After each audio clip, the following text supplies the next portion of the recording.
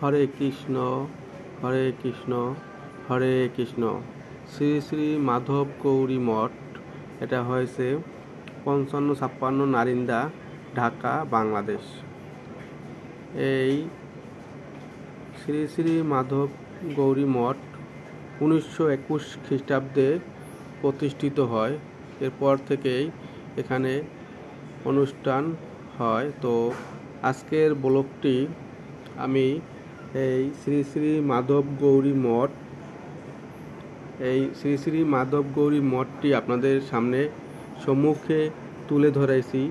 তো দেখেন মন্দিরটা, একটু দেখেন, মন্দিরটা অনেক সুন্দর, অনেক উঁচু, এবং এখানে একটা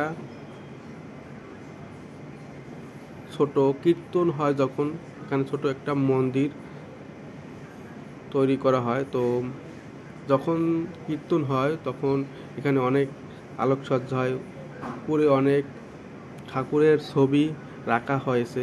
তো মন্দিরটা ভিতরটা দেখেন,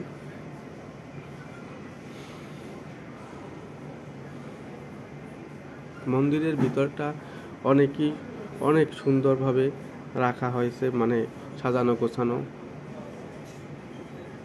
ভক্তি নিবাস তীর্থ ভবন, এখানে দূর দূরান্ত থেকে ঢাকা যারা আসেন, তো এই নারিন্দা শ্রী শ্রী মাধব গৌরী মঠ এখানে থাকতে পারবেন। এখানে কাপেল রুম আছে, সিঙ্গেল রুম রয়েছে, বিভিন্ন রুম রয়েছে।